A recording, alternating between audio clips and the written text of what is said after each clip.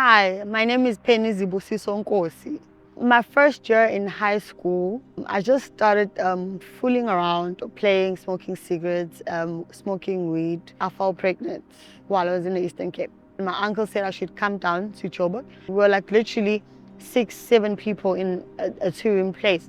So I also realized that me studying wasn't working out, so I needed to find a job. I found a job as a waitress at Carnival Mall. Me being a waitress, making tips, making money, having a basic salary, I started drinking nonstop. I was smoking weed, going to parties whole nights, going to work the following day, drunk and all that. Get a phone call from my mom. Her husband passed away and she didn't know what to do. So I came back from Joburg. Me and my mother had a fight. I remember she just took my clothes and my son's clothes and she threw them out of the streets. You know, I had to pick them up one by one. And there's a guy I was dating at that time who stayed close by. So he took me and my son in. I came to work drunk like nobody's business. I had a fight with my manager. I took a butter knife there. I wanted to stab him, so I had to be escorted by the security from Galleria Mall. I knew what I had done. There were cameras everywhere, so I decided not to go back. I had this habit now. I was addicted. I was an alcoholic, but I was also a crystal meth addict. Only to find that I was pregnant with my second child with the very same guy I was staying with. And there we were both deep in drugs. We used to go hungry. He used to be in a lot of debts, so when he got paid, he needed to pay off debts, and he still needs to feed his habits. My little baby girl didn't have nappies, nothing. I spoke to my dad. My dad told me, Penny, if you continue staying with your mother, I'll be able to send money to your mother so she can be able to take care of you guys. I was like, okay, no problem. So the same thing happened. I stayed 2 weeks with my mother. We had a quarrel.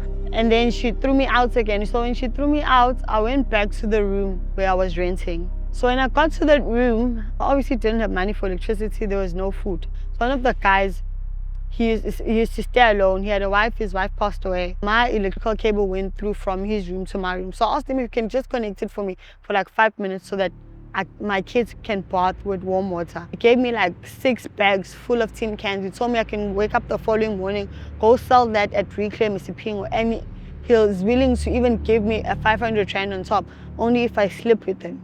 He told me he's gonna also put back my electricity. So at that moment, I'm thinking to myself, like, it's like, you know, I'm gonna get money, I'm gonna get these tins to sell, plus my electricity will be back. So with the 500 rand he'll give me, I can literally buy food.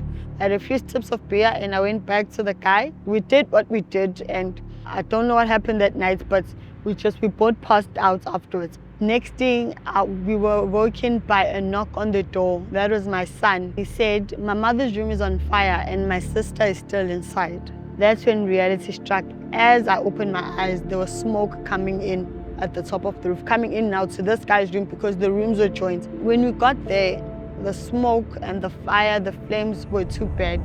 I could still hear my daughter crying inside, but I wasn't able to go in because of the flames. I started shouting, I started screaming. She was also crying inside. I tried waking neighbors up, asking them to come with hose pipes. So just as I wanted to throw myself in, there was an explosion. So some neighbors had to hold me back. Told me, Penny, after the explosion, there's nothing you can literally do. I lost it. I started screaming. I rolled myself on the road. I didn't know what to do. Honestly speaking, at that moment, I thought I was going to lose my mind. I had spoken to some friends. We had an agreement that they were going to take my son up until I was fit enough to look after him myself again. From there, my addiction just got worse. I hung around with a lot of guys, with a lot of gangsters, you know, people who used to do house robberies. Sometimes they'd come by my posse, they had food and all that. Then I asked them, where do you get this food from? Then they told me that, no, there's a white pastor who comes with his car and his wife, and then we dish up food there and all that. When I went to Johnny's to dish up, and that day Johnny wasn't there, but another pastor was there. I just saw one guy and one lady that we used to smoke with. They approached him and they greeted him. I followed them and I just stood behind them. Said, yeah, when he came back from prison, he just continued using, but he doesn't want to use anymore. And the girl said, yeah, she also doesn't want to use anymore. So the pastor was like, okay, come see me on Tuesday around 11. Then we'll see what we can do for you guys if you're really serious. So they're like, yes, Pastor, you're going to come. So after they left, I went to the pastor and I asked him if he could pray for me because I didn't have a voice. I wasn't able to speak. It had been months now. So he prayed for me and I left. So that one Tuesday, as I was sitting in the park eating the food I'd gotten from people there, and then I was like, oh, it's Tuesday. And I started walking from Duneside. Then when I got there by 107, Sharon was there and she took me to Pastor Wesley's wife. And she asked if Pastor Wesley was there. Pastor Wesley's wife said, no, he wasn't there, he just left. Then she called him and she spoke to him. Pastor Wesley was like, okay, can you just help her out the way you can and then we'll take it from there. Johnny came back from wherever he had been. And then he made a few calls and he told me that he had found a rehab. Told me that if you're really serious, are you willing to stay 2 years in rehab? At that point, the pain of my addiction had been far worse than the pain of my reality. So I was over it. So I told him yes, and then we got into the car and he took me to Tetelesta Recovery Center. I remember I was speaking to my intake monitor, one of the ladies there. As I was speaking to her, my voice just literally came back.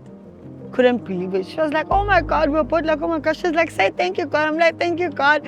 I can speak again, you know. So for me, that was amazing. And for me, that was like a wake-up call that I literally didn't do anything. It just came back on its own. God was just showing me in my addiction that, it's going the wrong direction. It's just closing all doors. And like 3 days up in my recovery, already opened one door. That was also like a sign to me, showing that I'm here, God has everything planned out for us way before we were even born. Because even at times when I thought of leaving at Tetelesta, the people that he had brought into my life at that time would often remind me, Penny, don't forget the reason why you came here from the first place, You wanted to be reconciled with your family, you wanted to be reconciled with your baby. My faith was strengthened and, my hope was added as well, and just knowing God more on a deeper and intimate level, knowing that I don't need another person in my life to tell me that I'm enough, things like that, because I feel like sometimes those are the things that end up leading us, into addiction. My son is okay also. I see him every now and then. He comes, he visits. Sometimes I even go to him. I went home in December, I saw my whole family, I saw my dad. They were all happy to see me. So it's just moments like that I can't change for anything. And I'm not willing to lose those moments again for anything. If you really want to change, there is a door somewhere. You just gotta keep on knocking. You just gotta keep on speaking to other people.